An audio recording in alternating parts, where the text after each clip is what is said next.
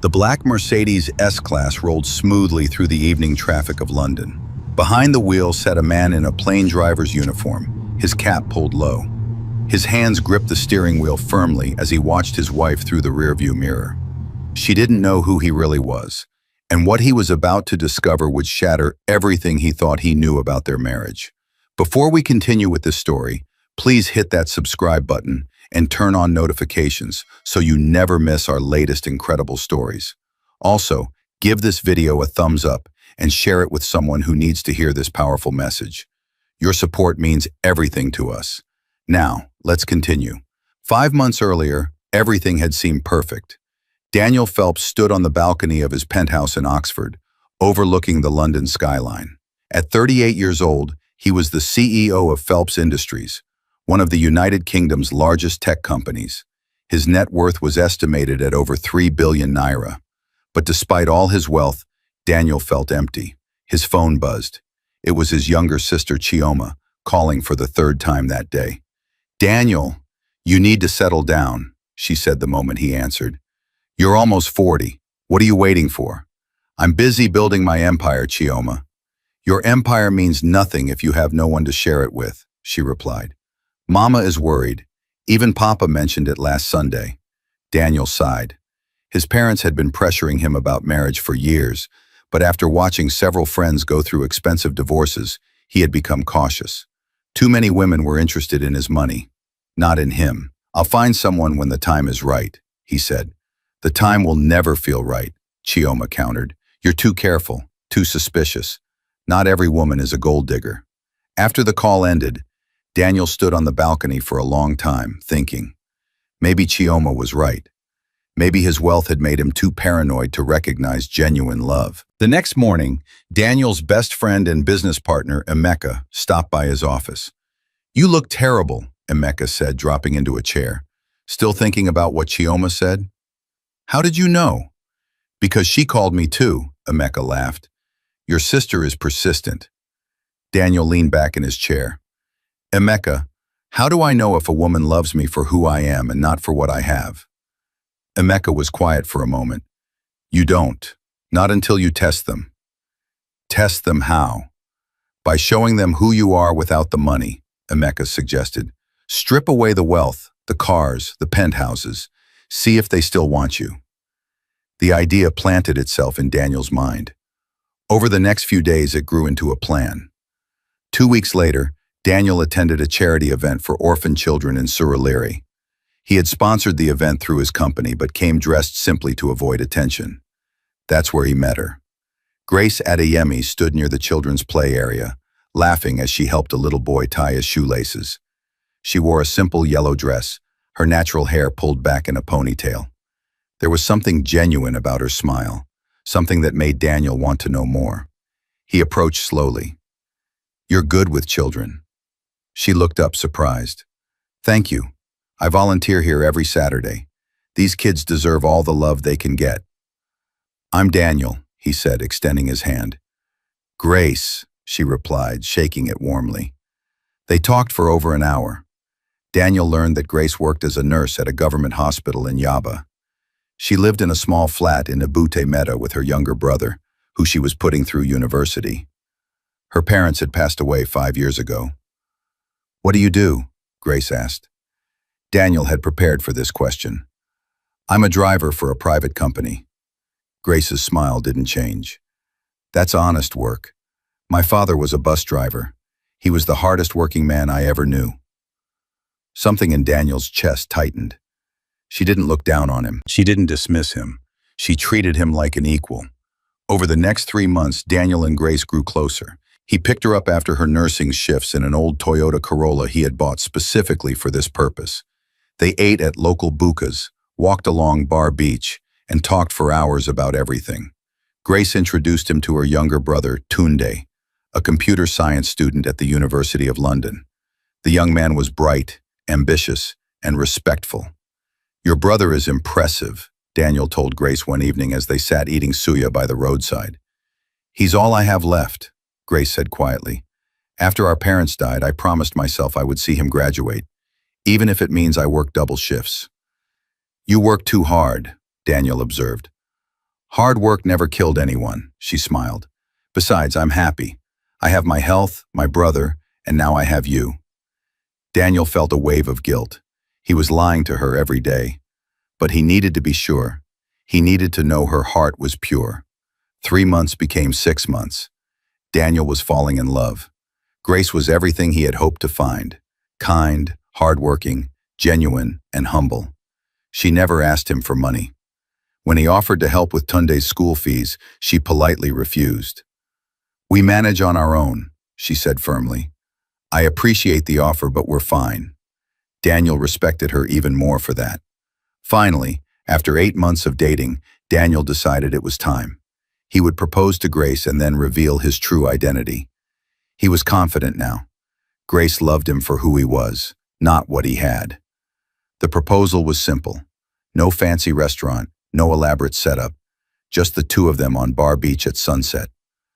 "Grace," Daniel said, kneeling in the sand, "you've made me happier than I've been in years. Will you marry me?" Grace's eyes filled with tears. Yes, yes, of course.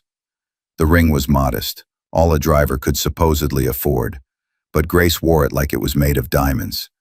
2 weeks later, Daniel took Grace to meet his family. This would be the moment of truth. He would introduce her to his parents and then explain everything. His parents lived in a massive mansion in Victoria Island. As they approached the gate, Grace stared in confusion. "Daniel, where are we?" "My parents' house," he said, watching her carefully. The gates opened. Grace saw the compound, the fountain, the luxury cars parked outside. Her mouth fell open.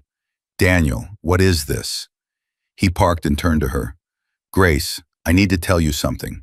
I'm not just a driver. I own Phelps Industries. I'm the CEO. Grace stared at him, speechless.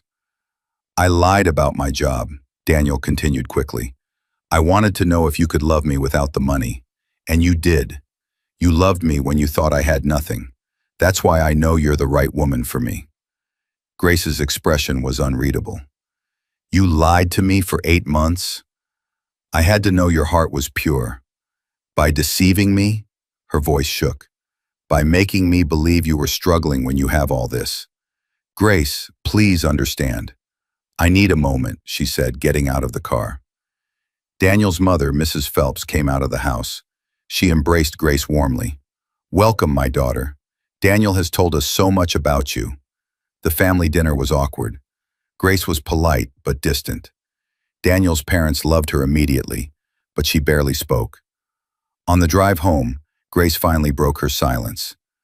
"I feel like I don't know you anymore," she said quietly. "You do know me," Daniel insisted. "The man you fell in love with is still the same man." "Is he?" Grace asked. "Because the man I fell in love with was honest." "Grace, I'm sorry, but you have to understand my position. Women have pursued me for years because of my money.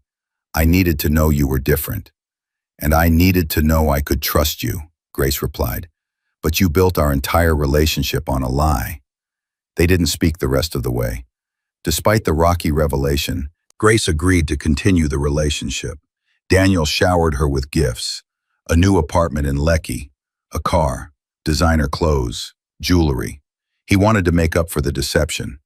But something had changed between them. Grace accepted the gifts, but seemed uncomfortable.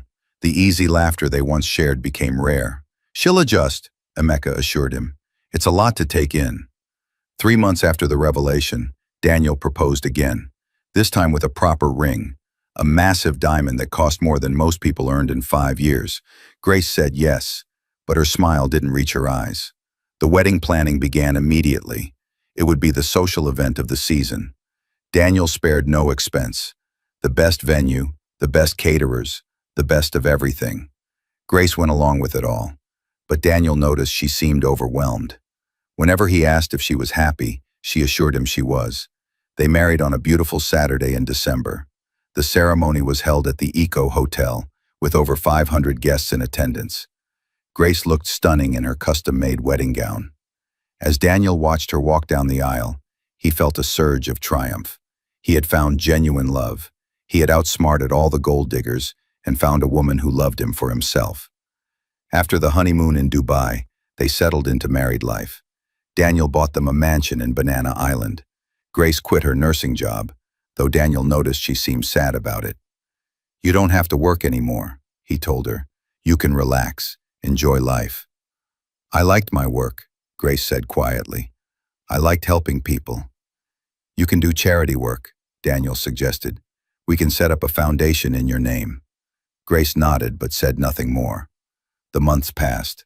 From the outside, they looked like the perfect couple. But Daniel began to notice small things. Grace spent a lot of time on her phone. She took calls in private. Sometimes he heard her crying in the bathroom. "Is everything okay?" he asked one evening. "Everything's fine," she replied with a forced smile. Daniel wanted to believe her, but doubt crept into his mind. What if he had been wrong about her? What if she was hiding something? Then came the day that changed everything. Daniel's regular driver, James, called in sick. Instead of using another driver from his company, Daniel had an idea. "I'll drive myself today," he told his secretary, but he wouldn't drive in his usual car. He would use one of the company's regular vehicles, and he would pick up Grace, who had a lunch appointment in Victoria Island. He wanted to surprise her, maybe take her out for lunch themselves, reconnect the way they used to. Daniel put on a simple driver's uniform and cap. He drove to their mansion and called Grace. "Madam, your driver is here," he said, disguising his voice slightly. "Thank you, I'm coming down," Grace replied. Daniel watched through the rearview mirror as his wife walked out of their home. She looked beautiful in a blue dress, but there was something in her expression. Nervousness, maybe even fear. She got into the back seat without looking at him closely. "Victoria Island, please," she said. "Eco Hotel."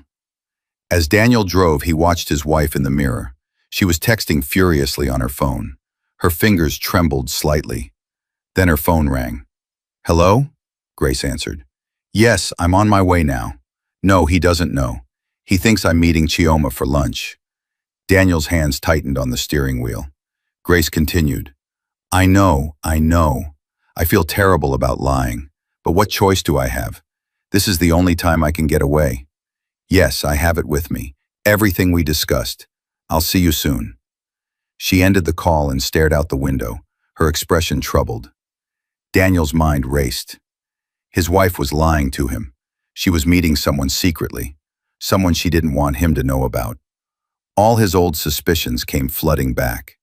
Had he been wrong about Grace all along? Was she like all the others, just better at hiding it?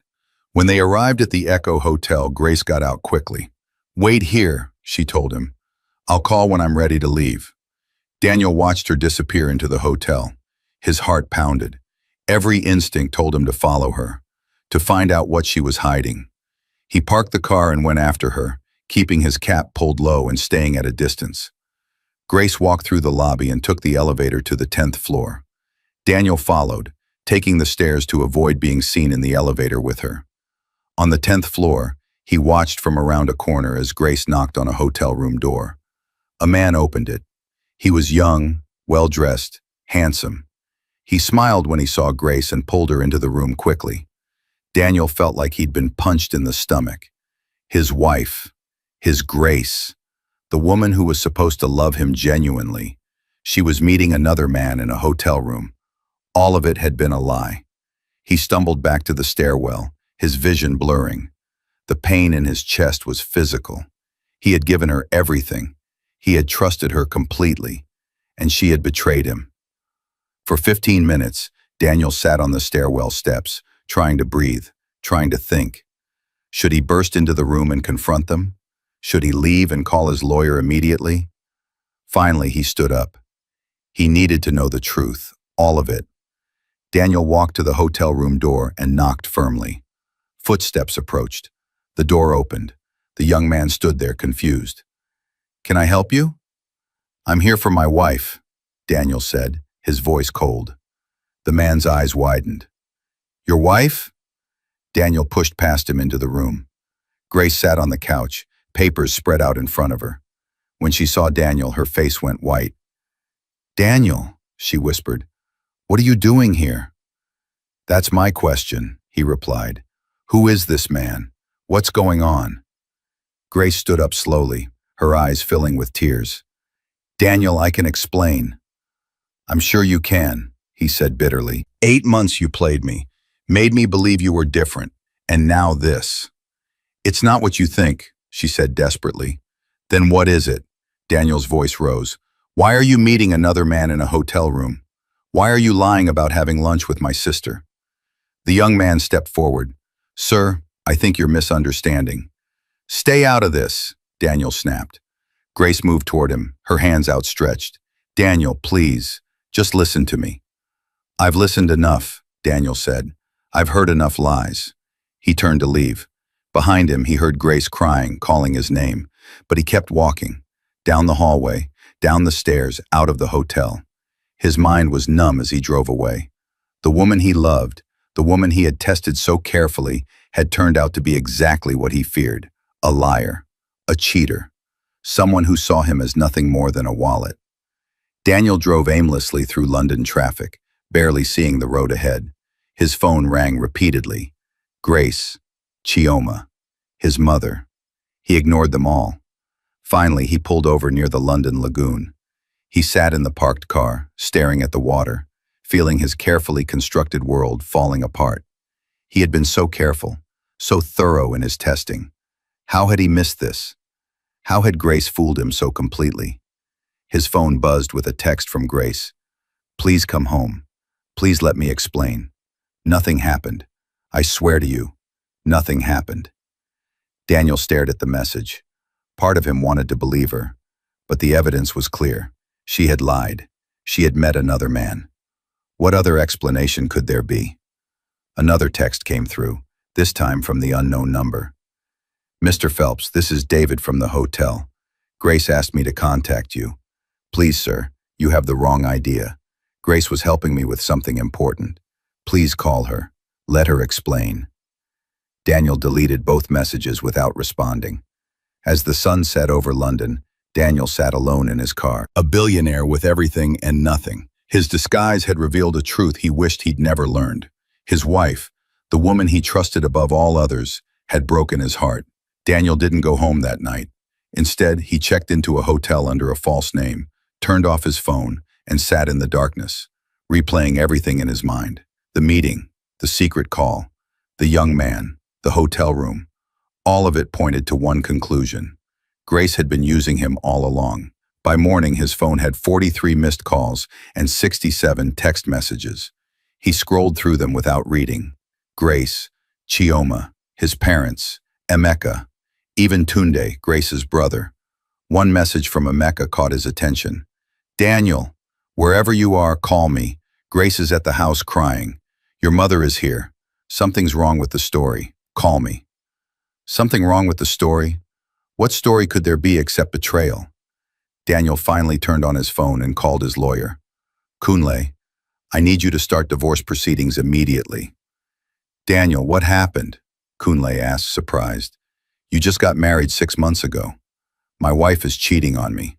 I saw her with another man in a hotel room. There was a pause. Did you actually see them doing anything? I saw enough, Daniel said coldly. She lied about where she was going. She met him secretly. What more do I need to see? Daniel, maybe you should talk to her first. Just start the paperwork, Daniel interrupted. I want this marriage ended as quickly as possible.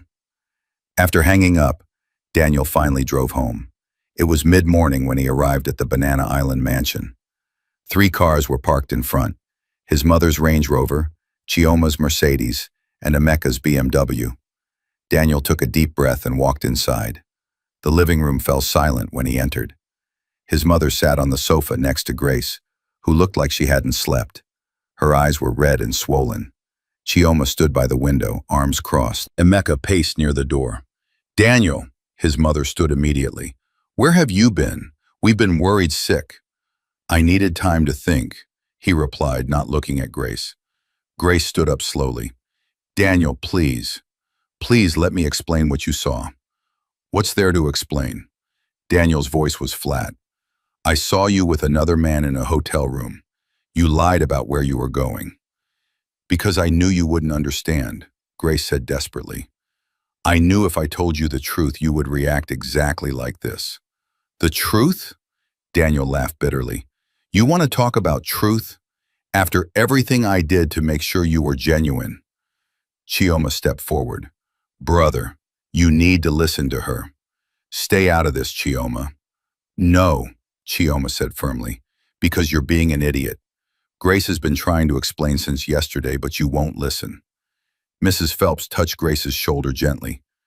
Tell him, my daughter. Tell him everything. Grace wiped her tears and looked directly at Daniel. The man you saw at the hotel is David Adeleke. He's a doctor, a kidney specialist. Daniel frowned, confused. What does that have to do with anything? Everything, Grace said, her voice breaking. Daniel, my brother Tunde is sick. He has been sick for months. He needs a kidney transplant. The room seemed to tilt. Daniel grabbed the back of a chair for support. What? Grace continued, tears streaming down her face. We found out 3 months after we got married. Tunde started feeling tired all the time. At first, we thought it was just stress from school, but it got worse. He started losing weight, having trouble breathing. Why didn't you tell me? Daniel asked, his voice weak. Because I knew what you would do, Grace said. You would throw money at the problem. You would pay for everything immediately, and I couldn't let you do that. Why not? Daniel was genuinely confused. Because it would prove you right, Grace said quietly. It would prove that I married you for your money, that I was just another woman after your wealth. Emeka spoke up. Daniel, sit down. Let her finish. Daniel sat slowly, his mind reeling. Grace took a shaky breath. When we found out about Tunde's condition, the doctor said he needed a transplant as soon as possible.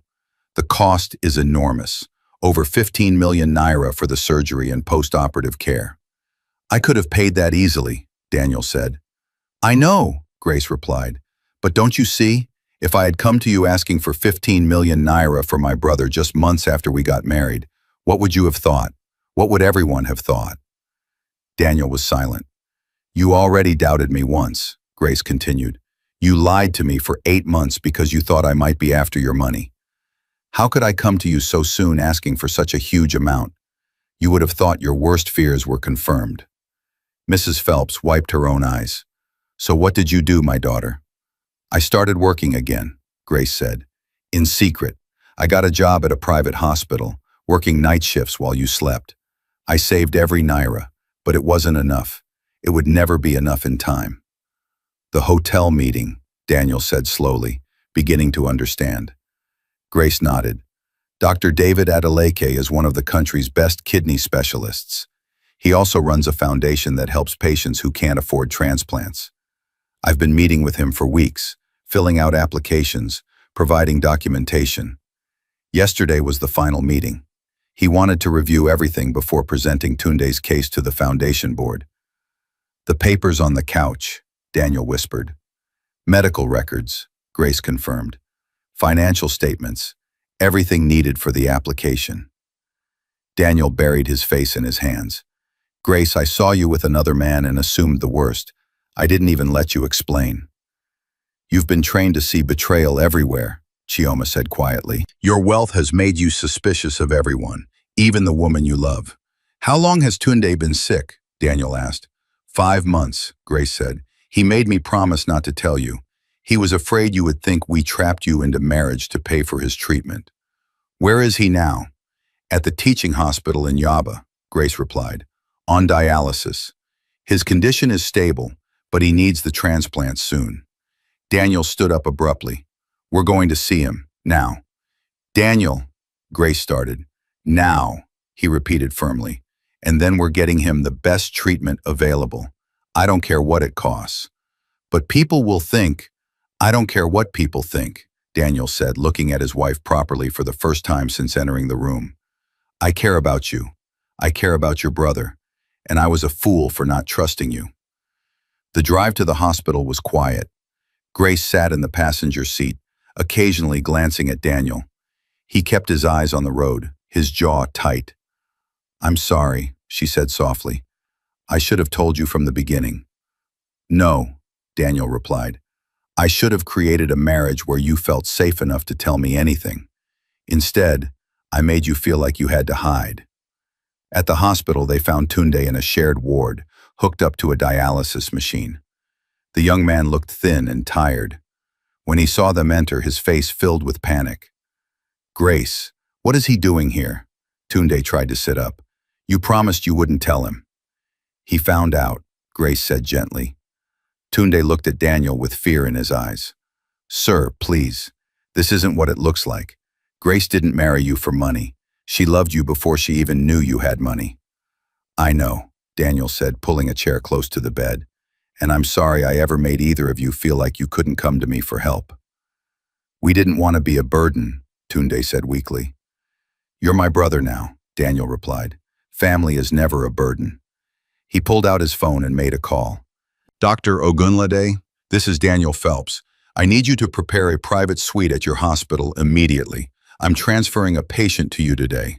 Kidney failure. Needs transplant. Yes, I'll cover all costs. Money is not an issue. Thank you. Tunde's eyes widened. Sir, I can't let you. You don't have a choice, Daniel said firmly but kindly. Grace is my wife. You're my family. This discussion is over. Grace covered her mouth, fresh tears flowing. Within hours, Tunde was transferred to a private hospital in Victoria Island. A team of specialists examined him. Dr. Ogunlade, one of London's top nephrologists, came to speak with them personally. The good news is that Tunde is a good candidate for transplant, Dr. Ogunlade explained. The challenge is finding a suitable donor. We'll start the matching process immediately.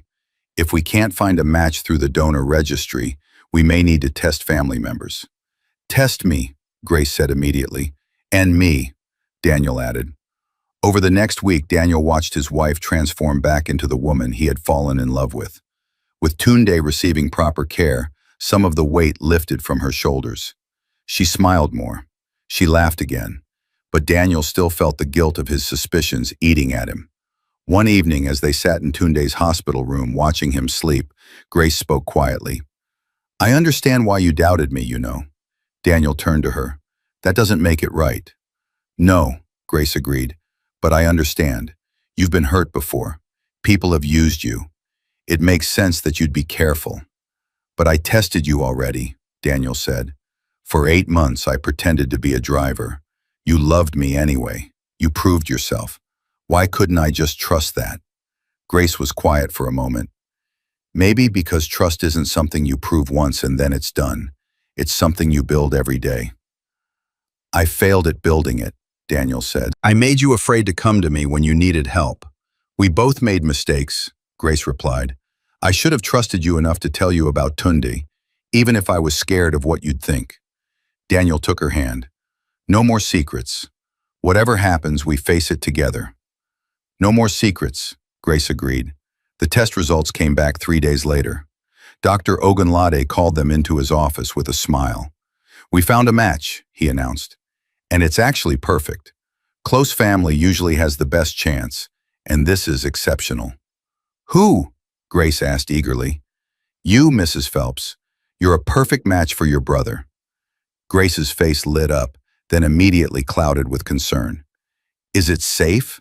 For me to donate? Completely safe, Dr. Ogunlade assured her. You're healthy, young, and strong. People live perfectly normal lives with one kidney. But I want you to understand this is your choice. No pressure. I'll do it, Grace said without hesitation. When can we schedule the surgery? The operation was scheduled for 2 weeks later. During that time, Daniel saw yet another side of his wife.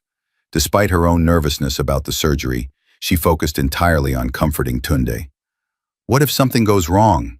Tunde asked her one evening. Nothing will go wrong, Grace assured him. We have the best doctors, the best hospital, and even if something did happen, I'd do this 100 times over for you. You're my brother. You're all I have left of our parents. You have Daniel now, Tunde pointed out. Grace smiled. I do, and he's wonderful. But you're my blood. You're my responsibility. I promised Mama before she died that I'd take care of you. Watching them, Daniel felt his heart swell with love and admiration. This was the woman he had married, not someone after his money, but someone who would literally give a part of herself to save her brother. The night before the surgery, Daniel and Grace sat alone in their living room.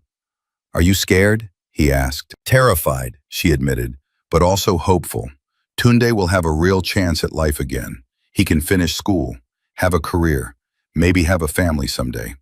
Daniel pulled her close. You're the strongest person I know. I don't feel strong, Grace whispered. I feel like I've been drowning for months, trying to figure out how to save him. You don't have to drown anymore, Daniel said. I'm here. I'll always be here. Grace looked up at him. Even when I make mistakes, even when I hide things from you, even then, Daniel promised. But maybe try not to hide things anymore. She laughed softly. Deal. Grace, Daniel said seriously, I need to tell you something. I called my lawyer the day I saw you at the hotel. I asked him to start divorce proceedings. Grace's smile faded. Oh. I stopped him as soon as I learned the truth, Daniel continued quickly. But I need you to know how close I came to destroying everything. My suspicions, my lack of trust. It almost cost me the best thing in my life. But it didn't, Grace said gently. We're here, together. That's what matters. I don't deserve you, Daniel said. Probably not, Grace teased, then turned serious. But I don't deserve you either. We're just two imperfect people trying to build something beautiful together. That's enough. The surgery day arrived. Mrs. Phelps, Chioma, and Emeka all came to the hospital for support. Even Daniel's father showed up, something he rarely did. Your wife is a remarkable woman, Mr. Phelps told his son as they waited. She reminds me of your mother. Strong, selfless, devoted to family. I almost lost her, Papa, Daniel admitted, because I couldn't trust. Mr. Phelps put a hand on his shoulder. But you didn't lose her. You learned. That's what marriage is, son. Learning each other, trusting each other, choosing each other every day. The surgery took 6 hours. Dr. Ogunlade finally emerged, still in his scrubs, with a wide smile. Both surgeries were completely successful, he announced. Grace is in recovery and doing well. Tunde's new kidney is functioning perfectly. They're both going to be fine. The waiting room erupted in relieved celebration. Daniel felt his knees go weak. He sat down heavily, covering his face with his hands. Thank you, he whispered. Thank you, God. 2 days later, Grace was well enough to visit Tunde's room. She walked slowly, supported by a nurse, but her smile was radiant. How are you feeling? She asked her brother. Like I can breathe again, Tunde said, tears in his eyes. Sister, you saved my life.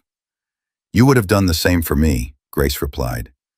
Daniel stood in the doorway watching them. His phone buzzed with a text from Chioma. Still think you should have disguised yourself as a driver? He smiled and replied, Best decision I ever made. Led me to her. Another text came. And the worst decision? Daniel typed slowly. Not trusting her when it mattered, but I'm going to spend the rest of my life making up for it. Over the next week, both Grace and Tunde recovered steadily. Tunde's color returned. His energy came back.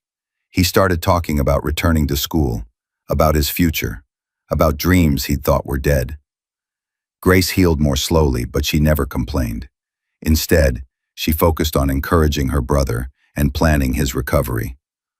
One afternoon, Dr. Adeleke, the kidney specialist from the foundation, stopped by to check on Tunde. I heard you ended up not needing the foundation's help, he said cheerfully. My brother-in-law stepped in, Tunde explained. David looked at Daniel. You're the driver she was married to? Daniel laughed. It's a long story. I thought so, David grinned. Grace talked about you during our meetings. She was so worried about asking for your help. She really loves you, you know. I know, Daniel said, looking at his wife. I almost forgot that, but I won't forget again. After David left, Grace turned to Daniel. He thought you were suspicious. Everyone did. I was an idiot, Daniel said simply. Yes, Grace agreed, smiling, but you're my idiot. 3 weeks after the surgery, Tunde was discharged. Daniel had arranged for a fully equipped apartment near the hospital for Tunde's recovery. He hired a private nurse to stay with him. This is too much, Tunde protested weakly. Nothing is too much for family, Daniel replied. Besides, Grace needs to see you getting stronger. That's the best medicine for her recovery, too. That evening, back at their mansion, Daniel and Grace sat on the balcony overlooking the London skyline. "I've been thinking," Daniel said, "about that foundation Dr. David works with." "What about it?" "There are other families like yours, people who need help but are too proud to ask, or who don't have anyone to ask." Grace turned to him. "What are you suggesting?" "I want to start our own foundation," Daniel said. "The Grace Phelps Foundation for Medical Assistance. We'll help people like Tunde, people who need expensive treatments but can't afford them." Grace's eyes filled with tears.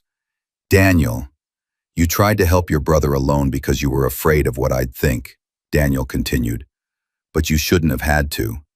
No one should have to choose between their pride and their family's health. So let's help them, together." Grace threw her arms around him. "How did I get so lucky?" "Luck had nothing to do with it," Daniel replied. "You earned it, by being exactly who you are, kind, selfless, genuine." "Even when I lied about working night shifts?" Grace asked. "Even then," Daniel said, "though maybe we should talk about your work." Grace pulled back. "What do you mean?" "I know you miss nursing," Daniel said. "I've seen how you light up at the hospital, how you talk to the nurses and doctors. You shouldn't have to give that up just because you married me." "But you said—" "I was wrong," Daniel interrupted. "I thought I was giving you freedom by saying you didn't have to work, but I was actually taking away something you love. So if you want to go back to nursing, I support you completely." Grace smiled. "Maybe part-time. I want to spend time with you too, and help with the foundation." "Perfect," Daniel agreed. They sat in comfortable silence for a while, watching the city lights. "Daniel," Grace said eventually, "can I ask you something?" "Anything. When you were pretending to be a driver, did you ever imagine we'd end up here? Married, sitting on this balcony, planning a foundation together?" Daniel thought about it. "Honestly, no. I thought I was just testing you to see if you were genuine. I didn't realize I was actually falling in love with my best friend." "Best friend?" Grace raised an eyebrow. "That's what you became during those 8 months," Daniel explained. "Not just someone I was dating. You became the person I wanted to talk to about everything. The person who made me laugh. The person who challenged me to be better." "And then you proposed in the sand," Grace laughed. "With a cheap ring," Daniel added, laughing too. "I loved that ring," Grace said softly, "because it meant you loved me when you thought you had nothing to offer but yourself." "I had nothing to offer but myself," Daniel corrected. "The money, the cars, the houses, they're just things. You loved me, the real me." Grace took his hand. "And you loved the real me, even when you were angry at the hotel, even when you thought I'd betrayed you. Underneath it all, you were just hurt, because you loved me." "I did," Daniel admitted. "I do, more than I thought possible." "So where do we go from here?" Grace asked. Daniel pulled her close. "Forward, together, building trust every day. No more tests, no more disguises, just us, being real with each other." "I like that plan," Grace said, resting her head on his shoulder. As they watched the sunset over London, Daniel thought about the journey that had brought them here. The deception, the love, the misunderstanding, and finally, the truth. He had disguised himself as a driver to test his wife's heart, but in the end, it was his own heart that had been tested, and he had nearly failed. But Grace had given him a second chance. She had forgiven his suspicions and his lack of trust. She had shown him what real love looked like. Patient, forgiving, selfless. "Thank you," he whispered. "For what?" Grace asked. "For loving me enough to be honest," Daniel replied. "Even when honesty was hard, even when you were scared." "Always," Grace promised. "No more secrets, no more fear. Just us." "Just us," Daniel agreed. And for the first time since their wedding day, Daniel felt truly at peace with his marriage. Not because he had tested Grace and she had passed, but because they had tested each other and chosen love anyway. 6 months had passed since Tunde's successful transplant. The young man had returned to university, healthier, and more determined than ever. The Grace Phelps Foundation had officially launched, helping 12 families in its first 3 months.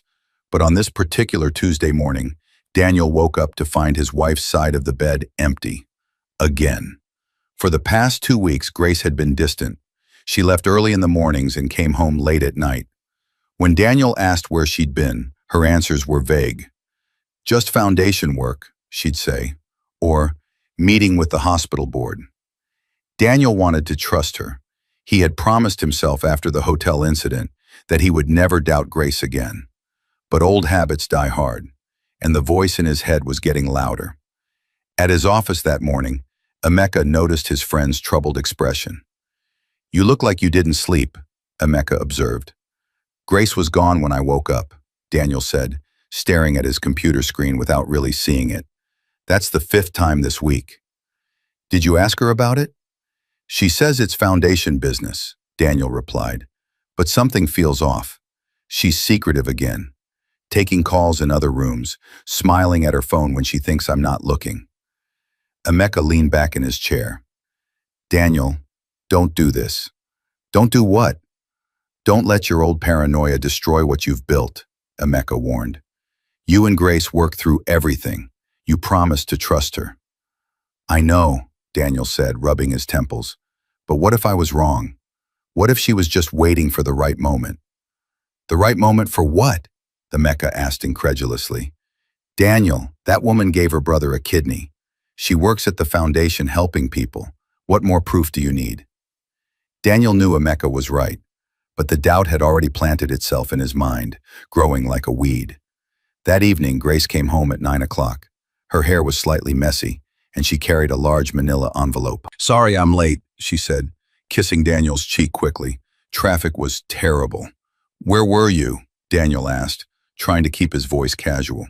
"Foundation meeting," Grace replied, heading toward the bedroom. "I need to shower. I'm exhausted." Daniel noticed she took the manila envelope with her. Why would she need to bring work documents into the bathroom? Over the next few days, Daniel's suspicions grew. Grace received a phone call and stepped onto the balcony, lowering her voice. She came home with paint stains on her clothes but wouldn't explain why. One evening, he saw her texting someone, and when he approached, she quickly locked her phone. "Who was that?" Daniel asked. "Just Chioma," Grace replied too quickly. But Daniel had seen his sister just hours earlier, and Chioma hadn't mentioned texting Grace. The breaking point came on Friday evening. Daniel came home early and heard Grace talking on the phone in their bedroom. "Yes, tomorrow," she was saying. "Everything needs to be perfect. He can't know until it's time." I know. I'm being careful." "Okay, I'll see you at 7. Make sure you bring everything we discussed." She hung up just as Daniel pushed open the door. Grace jumped, her hand flying to her chest. "Daniel, you scared me." "Who were you talking to?" he asked, his voice cold. "A friend," Grace said, but her eyes wouldn't meet his. "What friend?" "Just someone from the foundation," she replied, moving past him toward the closet. "What are you doing home so early?" "Thought I'd surprise my wife," Daniel said, "but apparently she's been surprising me instead." Grace turned, sensing the tension. "What's that supposed to mean?" "It means you've been lying to me again," Daniel said, his voice rising. "Secret calls, coming home late, hiding things from me, just like before." "Daniel, it's not what you think." "That's exactly what you said last time," Daniel interrupted. "And I believed you. But here we are again." "This is completely different," Grace protested. "Is it?" Daniel challenged. "Then tell me, where are you going tomorrow at 7? What are you bringing? What can't I know about?" Grace's mouth opened and closed. "I can't tell you right now." "Of course you can't," Daniel said bitterly, "because you're hiding something again." "I'm not hiding anything bad," Grace said desperately. "Daniel, please, just trust me for one more day. Tomorrow, everything will make sense." "Trust you?" Daniel laughed without humor. "I trusted you before and it nearly destroyed me. I thought we were past secrets, Grace." Tears filled Grace's eyes. "We are. This isn't a secret. It's a surprise." "A surprise," Daniel repeated flatly. "You're meeting someone at 7 tomorrow with something I can't know about. That's not a surprise. That's a secret." "Daniel, Please. I'm sleeping in the guest room tonight, Daniel said, turning to leave. Daniel, wait! But he was already gone, the door closing firmly behind him. Grace sank onto the bed, tears streaming down her face. She pulled out her phone and called Chioma. He knows something's going on, Grace said when Chioma answered. He's suspicious again. Did you tell him? Chioma asked. I can't, not yet. Everything's set for tomorrow. If I tell him now, it'll ruin everything. Grace, maybe you should just explain. No, Grace said firmly. After tomorrow, he'll understand. He'll see that not every secret is a betrayal. Some secrets are just love. That night, Daniel lay awake in the guest room, staring at the ceiling. His phone buzzed with a text from Grace. I love you. Please trust me just one more day. I promise everything will make sense tomorrow. Daniel stared at the message for a long time before turning off his phone without responding. The next morning, Daniel woke up early. He heard Grace moving around the house, getting ready to leave. He checked his watch. 6:30. Something inside him snapped. He couldn't do this anymore. He needed to know the truth. Daniel dressed quickly in simple clothes and a cap. If Grace was meeting someone, he would follow her. He would see for himself what she was hiding. At exactly 7, Grace left the house carrying a large bag. Daniel followed in his car, staying several vehicles behind. Grace drove to a part of Surulere he recognized. It was near the orphanage where they had first met. She parked outside a large building that looked newly renovated. Daniel parked down the street and watched. Several people arrived after Grace. He recognized some of them. Chioma, his mother, Emeka, Tunde, even Dr. David Adeleke. What was going on? Daniel got out of his car and walked closer. The building's gate was open. He could hear voices inside, music, laughter. He stepped through the gate and stopped dead in his tracks. The compound had been completely transformed. Colorful decorations hung everywhere. Tables were set up with food. A large banner stretched across the main building. Daniel's Hope Center, opening ceremony. Children from the orphanage next door were running around, playing. Grace stood in the center, directing people, laughing, looking more alive than he'd seen her in weeks. You came early, a voice said behind him. Daniel turned to find Tunde standing there, grinning. What is this? Daniel asked, his voice barely a whisper. Come see, Tunde said, leading him toward the building. Inside, the space had been converted into a beautiful community center. There was a medical clinic on one side, a library on the other, and a large common area in the middle. Photos covered the walls, photos of Daniel as a child, his parents, his journey from humble beginnings to billionaire success. But the photos weren't about celebrating wealth. They were about celebrating character, hard work, and giving back. Grace appeared beside him, her eyes nervous but hopeful. Surprise, she said softly. Daniel couldn't speak. He just stared at everything around him.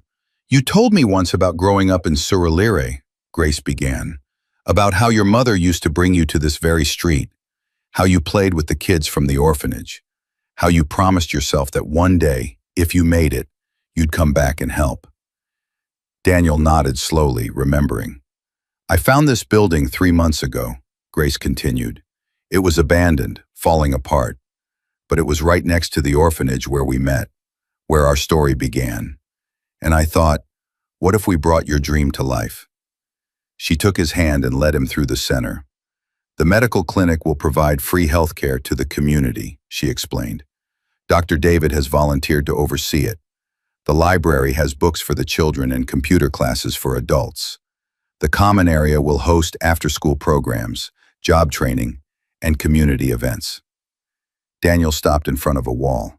It had a large painting of him and Grace, done in bright, beautiful colors. Underneath, a plaque read, Built with love by Grace Phelps, for the man who taught her that true wealth is measured in the lives you touch. All those late nights, Daniel said, his voice thick with emotion. All those secret calls. I was working on this, Grace said, with Chioma, your mother, Emeka, everyone. We wanted it to be perfect. We wanted it to be ready for today. "What's today?" Daniel asked, though tears were already forming in his eyes.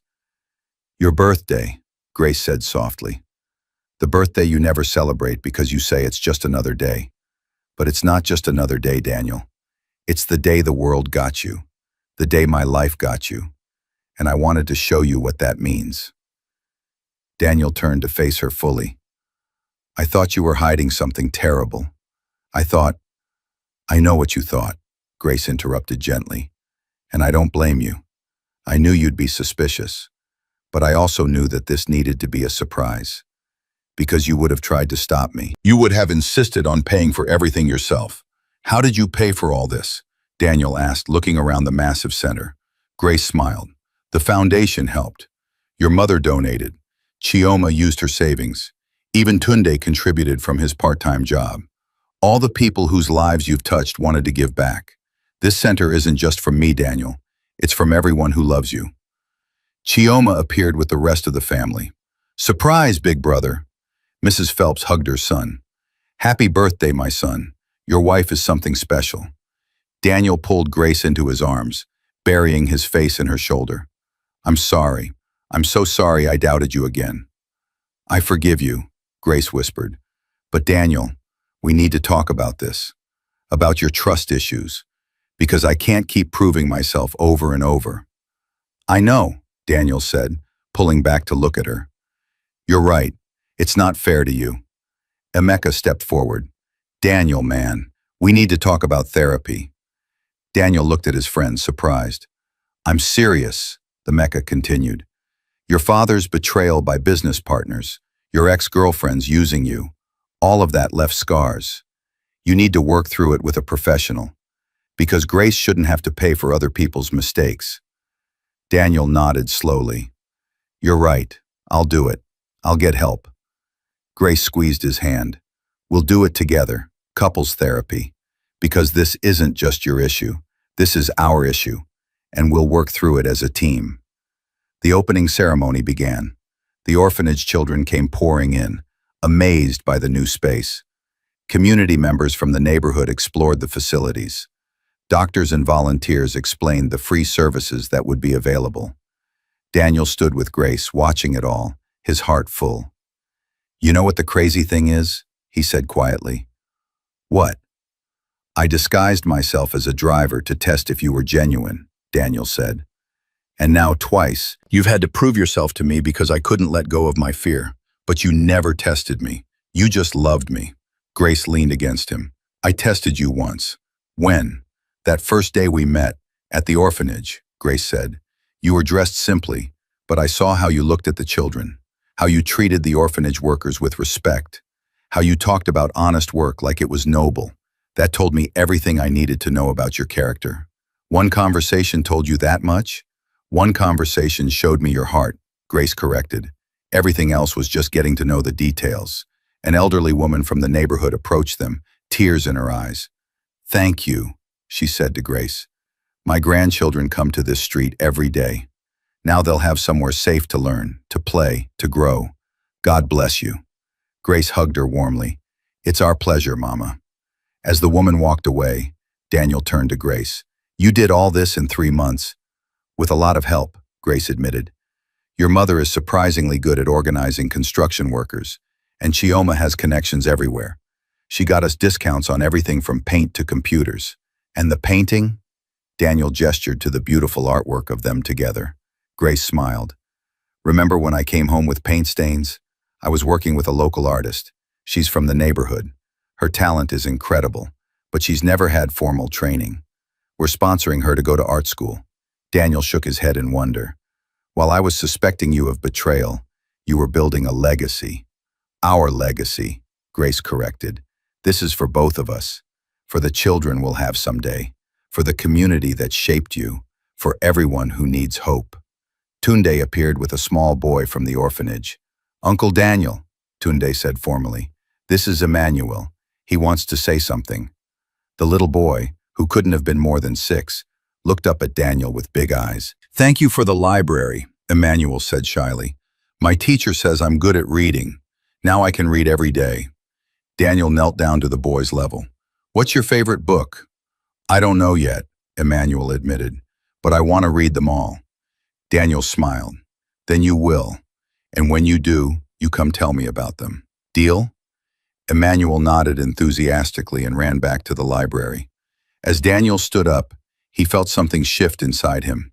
This center, these children, this community, this was what wealth was for. Not for testing people or protecting himself from betrayal, but for building something meaningful. The celebration continued into the evening. There was music, dancing, food, and laughter. At one point, the orphanage children performed a song they had learned, thanking Daniel and Grace for the center. When the last guests had left, Daniel and Grace stood alone in the now quiet center. I have one more surprise, Grace said, leading him to a small office in the back. Inside there was a desk, bookshelves, and a comfortable chair. On the wall was a simple sign, Daniel Phelps, Founder's Office. What's this for? Daniel asked. For you, Grace said.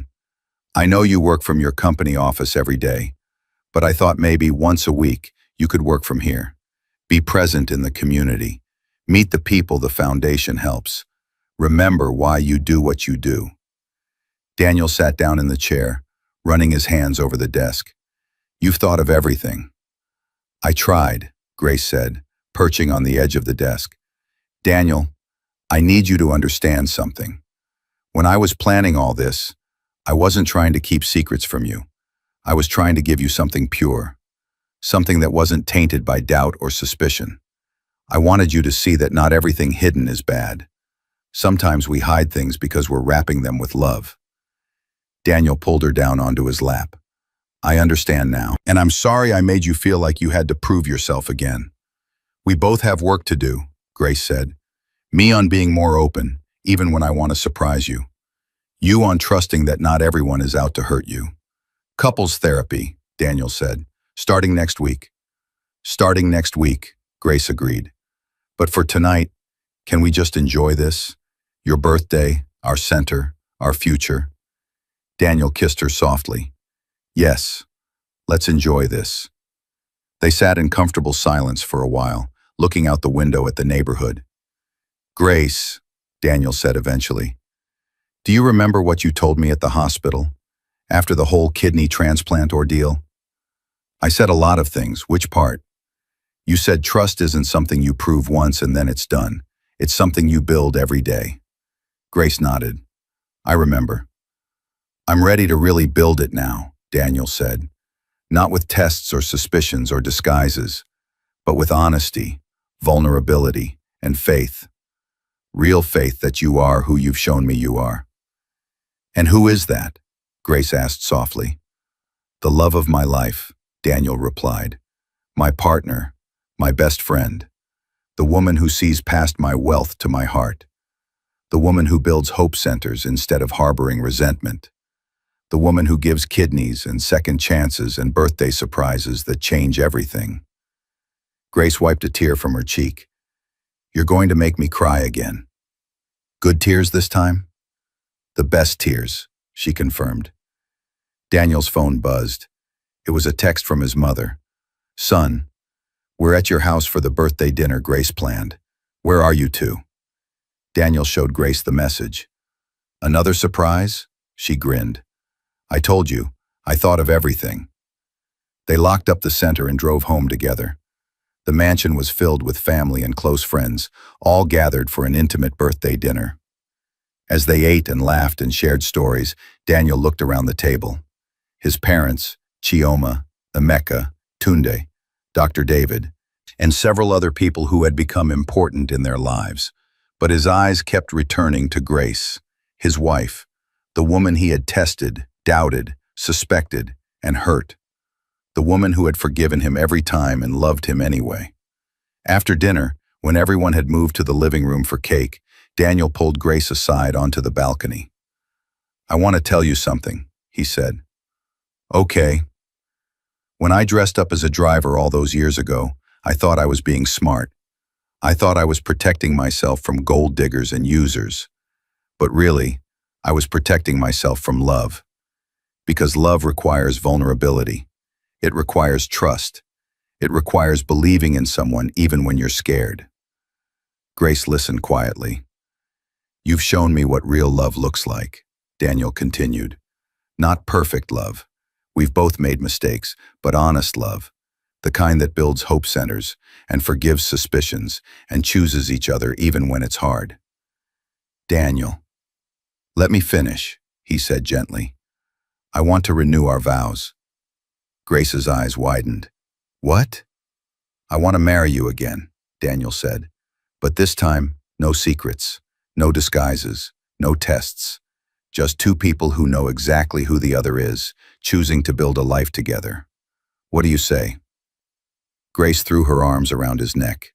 "Yes, 1,000 times yes." They kissed as the London skyline glittered behind them, the sounds of their family's laughter drifting from inside.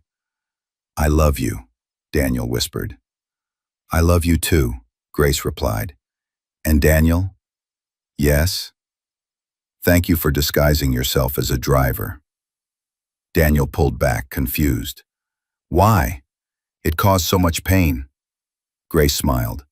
"Because it led you to me. Because it showed you that real love exists. Because without that test, you might never have believed you deserved someone who could love you for you. So even though it was wrong, even though it hurt, I'm grateful for it. Because it brought us here." Daniel thought about that. She was right. His disguise had been born from fear, but it had led him to the most genuine love he'd ever known. "You're too wise for me," he said. "No," Grace corrected. "I'm just wise enough for us." They returned to the party, where Tunde was telling everyone about his upcoming graduation. With his health restored, he had returned to university with renewed determination. He was graduating top of his class. "Uncle Daniel," Tunde said, "I want to work at the Hope Center. After graduation, I want to use my computer science degree to create programs for the kids, teach them coding, help them see that technology can change their lives." "The job is yours," Daniel said immediately, "but you'll be paid a proper salary, no family discount." Everyone laughed. As the evening wound down and guests began to leave, Chioma pulled Daniel aside. "You look happy," she observed. "I am," Daniel replied. "Really happy. For the first time in a long time." "Grace is good for you," Chioma said.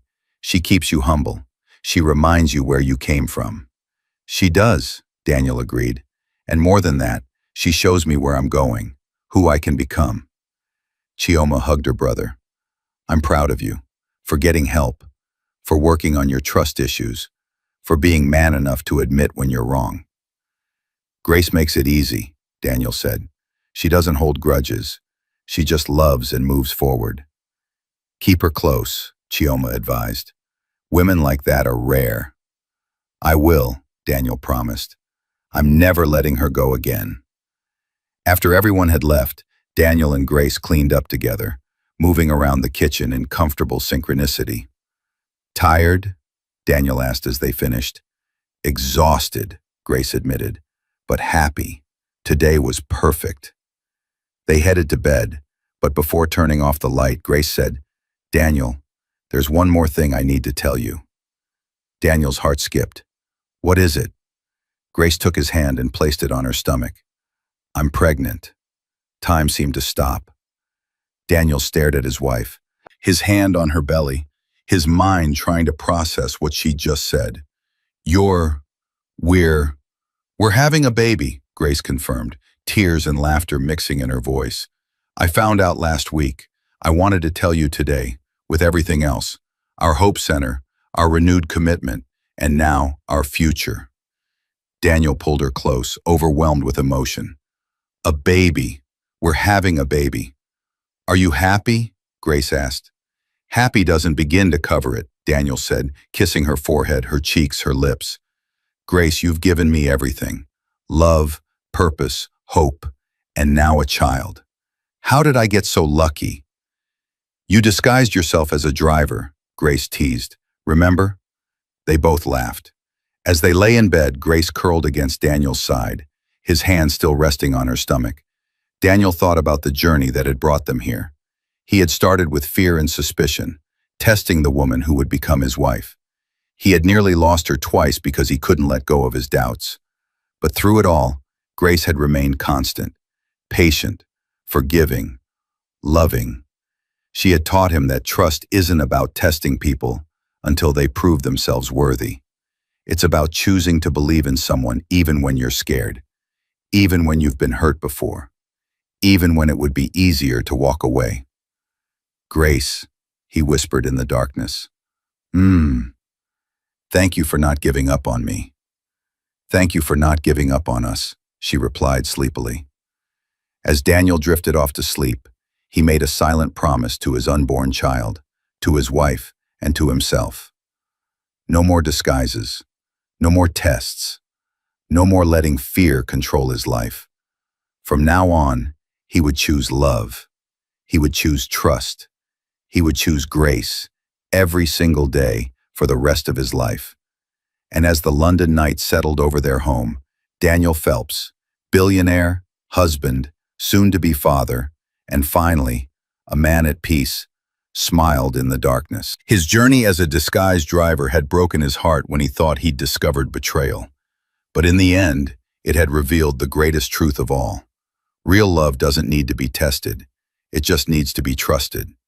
Dear viewers, what lessons did you take away from Daniel and Grace's story? Share your thoughts in the comments below. If this story touched your heart, please give us a thumbs up and subscribe to the channel.